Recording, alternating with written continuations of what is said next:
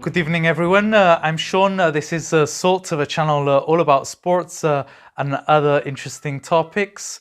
Tonight, however, we're going to deal with the topic of economy in the COVID and post-COVID situation. First off, if you don't have any money, I hope you have a family that may help you, or else the state you live in that may do something for you. And if you do have some money and you're probably relying on your savings to live, I hope your savings and your piggy bank don't dissolve rapidly.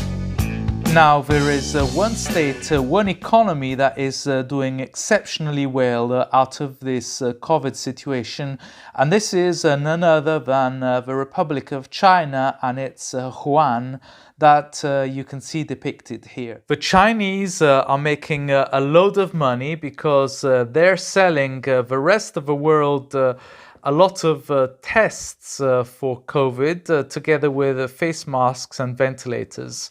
Some nations, however, the African nations, I must say, among which Uganda, have taken a stand against China because they perceive China to be neo-colonial, as in a political entity.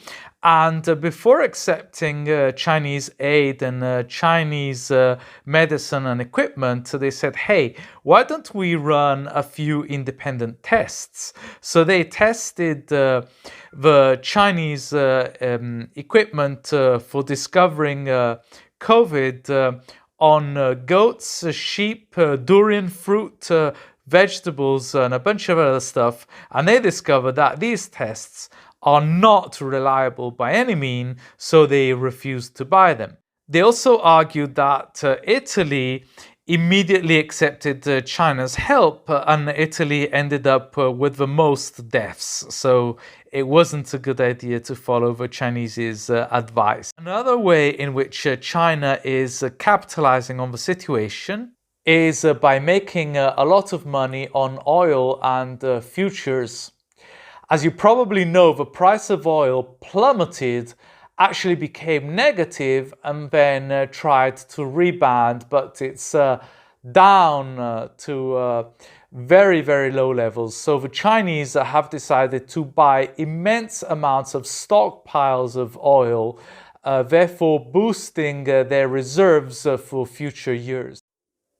They are also making money by buying vast reserves of food, including grain, from the rest of the world. The economy of Japan is down, the economy of other countries is down, so the Chinese will probably profit by buying companies that go bust for very cheap prices. One economy that is not doing well is the one of the United States. You see how the dollar is dusty and bloodstained. This because there are currently 36 million people unemployed in the United States because of the lockdown or partial lockdown due to the COVID. Another economy under stress is the economy of India. India has been making a lot of money in recent years exploiting its natural resources and raw materials, only to the expense of the tribal people of India, who occupy forests and beautiful nature. And so mining is going on, projects for major dams are going on, at the expense of the human rights of these populations that are just getting chucked out of their own ancestry lands. And all this raw material is being exported to China. Not only India is violating the human rights of its own people, but it has surpassed China for pollution. So India is now the most polluted country in the whole world, and now they are stricken by the COVID with numerous cases. Luckily for India, their population is the youngest population of the world, so this will play in favor of India. But long gone are the days of Indira Gandhi and non-violence, because India is dominated by Hindi nationalism that tends to squash all the other communities of India. Here we have a $2 coin and a 50 pence coin, or I should say 50 cents coin from Australia. So Australia's economy has been booming for years, but it is now at risk. This because Scott Morrison, Scotty, our friend who went to have a holiday in Hawaii at the time of bushfires, promoted an inquiry as to the origins of the virus. The virus, we all know, originated from China. But how did it ever actually come about? So Scott Morrison would like to know, and with him another 62 countries from all over the world would like to know if China is accountable.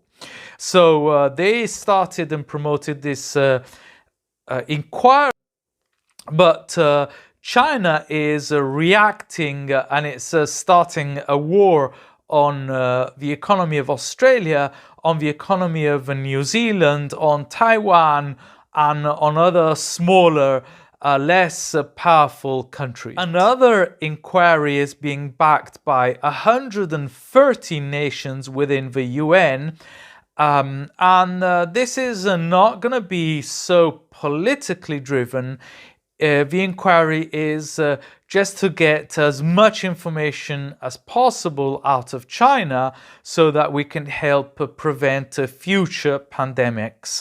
But China doesn't like it anyway. There is very little they can do about it, however. Well, this leads us to the economy of Europe, which is very strong with Germany, France, the Netherlands, Holland, that are behaving selfishly and don't really want to help other nations in difficulty like Italy, which is here represented by a chocolate euro. A euro that could quite easily melt if it gets too much heat and harsh conditions of loans from its other member states. Then we have a few outsiders like South Africa with the Rand. South Africa is no longer in a very strong political alliance with the United States because of the end of the Cold War, so its economy is kind of volatile. And the Rand is worth very little compared, let's say, to the pound or to the Australian dollar. And then we have the economy of Turkey, which is always politically driven, with Turkey constantly blackmailing Europe and saying, if you don't help us politically and economically, then we will unleash millions of migrants towards your frontiers. Finally, we have the economy of Great Britain, which is facing unknown difficulties under lockdown and has had to come to terms with a new word, furlough, which we know very well in Italy. And it's when workers are kind of made redundant and the state is forced to pay their wages and salaries. However, being a financially driven economy with the city its stronghold, then I think that the UK are going to do well anyway. Interestingly, we have other economies like Sri Lanka or Nigeria that are making more money from their diaspora from the people living abroad and sending money back home than from natural resources like oil. And last but not least, I'd like to talk about parallel economies like the economy of Naples, where I live, and the source is my fruit monger, of which I'll presently send you some pictures. And he says, beware of black economy going around, beware of false, fake 20 euro bills. And I said, yes, I know. They make them in the small town of Giuliano, just outside Naples. And he said, not only in Giuliano anymore, they're making them in Casoria and downtown Naples in Piazza Nazionale. See the fat guy over there? He just went into the bar and paid with one of the fake 20 euro bills. So beware, be careful, stay safe.